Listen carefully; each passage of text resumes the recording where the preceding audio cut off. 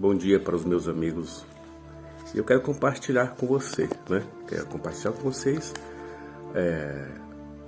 a respeito desta lição. Esta lição é muito boa, ótima esta lição, que fala sobre a preparação do povo de Deus para os últimos dias no livro de Ezequiel. E esta lição, o livro de Ezequiel, trata de visões apocalípticas, E nós temos que ser responsáveis em saber traduzir este texto, os textos dos livros de Ezequiel, que tem que ser lido junto com Apocalipse, Daniel, se nós queremos uma interpretação mais coerente do assunto, O livro de Ezequiel está subdividido em 3 partes. Capítulo 1 a 24, está falando a respeito da nação de Israel. Capítulo 25 a 32, que está falando para as 7 nações de juízo. E os últimos capítulos, do 33 a 48, está se referindo à destruição do templo e também de restauração para a nação de Israel. Mas eu quero falar um pouco para vocês a respeito do capítulo 37 de Ezequiel, também que trata desta lição. E eu quero compartilhar com você. A Bíblia Sagrada, ela tem seus textos, ela tem os seus contextos, ela tem um fundo histórico, literário, E não podemos pegar a Bíblia Sagrada e interpretar de qualquer maneira. A própria interpretação da Bíblia Sagrada, nós podemos ver que está nos seus textos, textos remotos, textos imediatos, E a gente tem que ter sabedoria, pedir sabedoria para Deus para saber interpretar a Bíblia. Não é pegar a Bíblia de qualquer maneira. Muitos pregadores, quando estão pregando, maioria, o capítulo 37 de Ezequiel, eles pregam de maneira... Eles tiram da mente dele algo da mente aqui, que é chamada exegese, não é exegese. A exegese é extrair da Bíblia o seu verdadeiro significado. A exegese vai da mente do pregador para dentro da palavra, que não pode haver. Por exemplo, quando você lê o livro de Apocalipse, João ele tem uma visão de Jesus Cristo glorificado. Ali é uma figura de linguagem, uma metáfora, Era o homem com os olhos como chama de fogo, não que sejam chama de fogo, mas como chama de fogo. O seu cabelo branco como a lã, olha como, e não que fosse lã.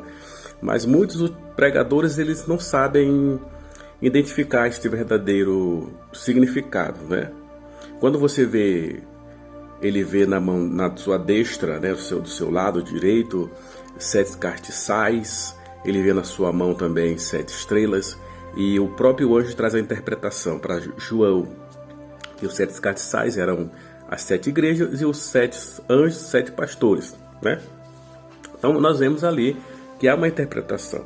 Então quando as pessoas leem o capítulo 37, eu quero apenas compartilhar com você a visão de um vale de ossos secos. Diz assim: veio a minha palavra do Senhor, e o Senhor me levou em espírito, ou seja, o Senhor levou Ezequiel em visão, em espírito, e me pôs no meio de um vale de ossos secos.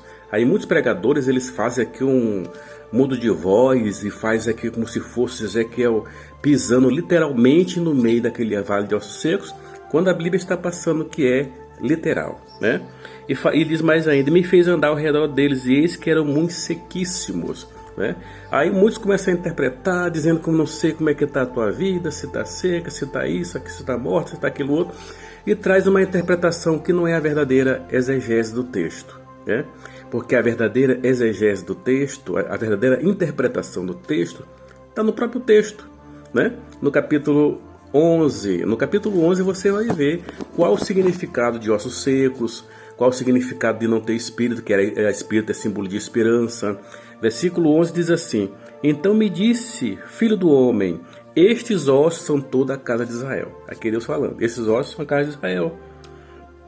Os nossos ossos, toda a casa de Israel. Eis que dizem, os nossos ossos se secaram e pereceu a nossa esperança e nós estamos cortados. Então você vai ler este capítulo de Ezequiel e vai achar a interpretação no versículo 11. Então nós temos que ser bem responsáveis quando nós lemos a Bíblia, porque essa será uma prerrogativa do anticristo dos últimos dias. Satanás ele usou a Bíblia e seduziu Eva a pecar.